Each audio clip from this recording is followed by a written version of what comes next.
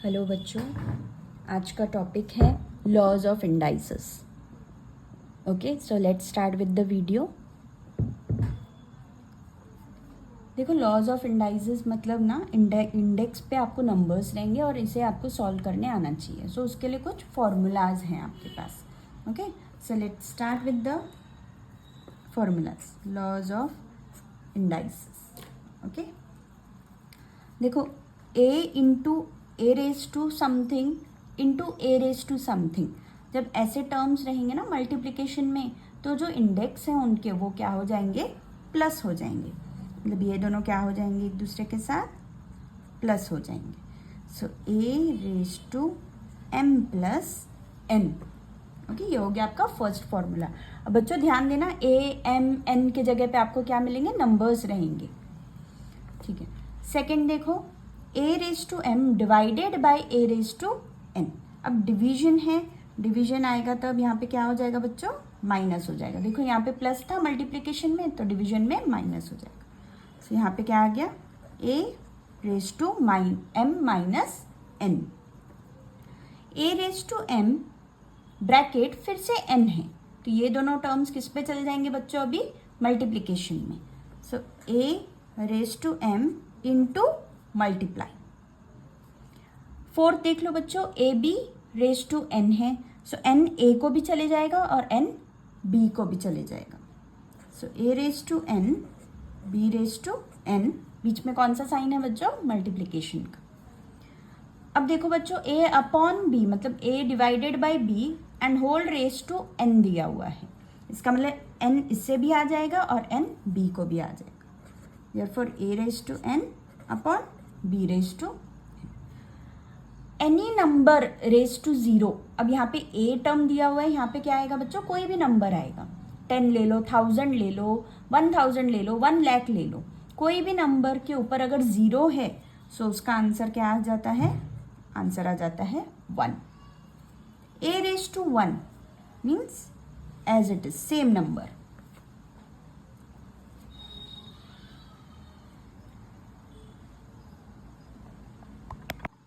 ठीक है बच्चों, जो अभी हमने लॉज ऑफ इंडाइसेस के रूल्स देखे उसको लेकर के अभी हम सम सॉल्व करके देखते हैं।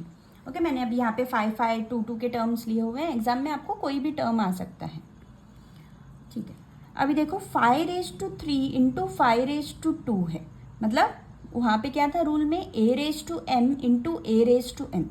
तब हम यहाँ पे क्या कर रहे थे बच्चों, इन दोनों को प्लस कर रहे थे। यहाँ पे भी कर देते हैं, 5 raise to 3 plus 2। So answer क्या आ जाएगा बच्चों, अभी हमारे पास 5 raise to 6, sorry 5 raise to 5।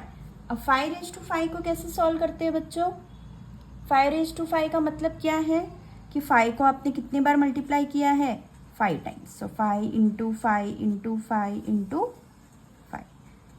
इसका आंसर 5 को अगर हमने 5 टाइम्स मल्टीप्लाई किया तो इसका आंसर हो जाता है 3125।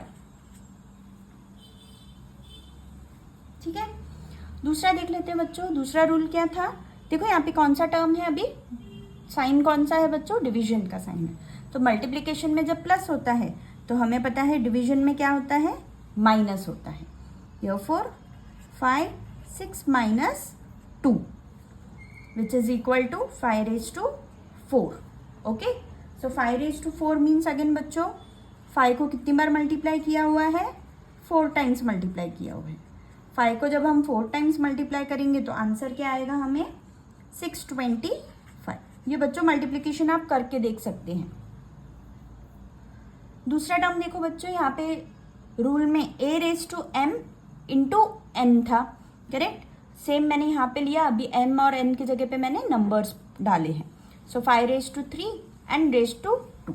सो इसका आंसर क्या आ जाएगा बच्चों, 5 रेज टू 3 इंटू 2। इसका मतलब 5 रेज टू 6। इसका मतलब क्या है बच्चों, 5 को हमने कितनी बार मल्टीप्लाई किया है, 6 टाइम्स मल्टीप्लाई किया है।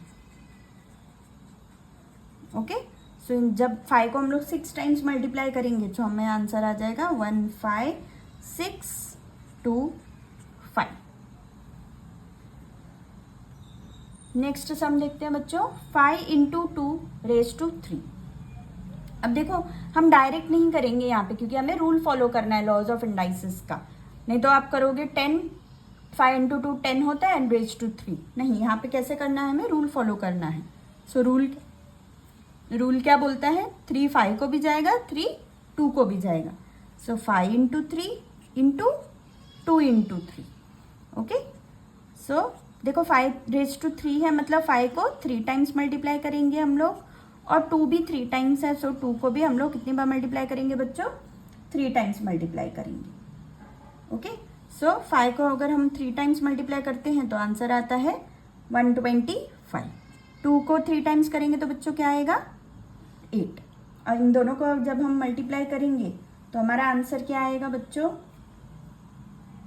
आंसर आ जाएगा 1000। अब दूसरा टर्म देख लो बच्चों, यहाँ पे क्या दिया हुआ है, 5/2 6 रेज टू 6। ओके, अब ये 6 5 को भी जाएगा और 6 2 को भी जाएगा। So 5 raise to 6 upon 2 raise to 6।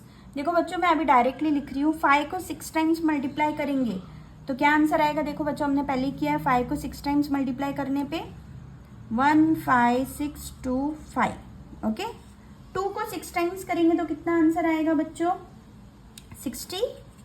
और इन दोनों को जब आप डिवाइड करोगे ना तो आपका आंसर आ जाएगा 244.14। 5 रेज टू 0 है बच्चों, मैंने आपको बोला था a रेज टू 0 का आंसर क्या होता है 1। मतलब यहाँ पे कोई भी नंबर आ जाए, कितने से भी कितना बड़ा नंबर आ जाए, लेकिन अगर उसके ऊपर 0 है तो उसका आंसर क्या हो जाता है बच्चों, 1 हो जाता है। 5 रेज टू 1 का आंसर क्या हो जाता है बच्चों, एज इट इज आ जाएगा, वो है 5। यहाँ पे कोई भी नंबर रहेगा जिसके ऊपर 1 है तो उसका नंबर एज इट इज आ जाएगा।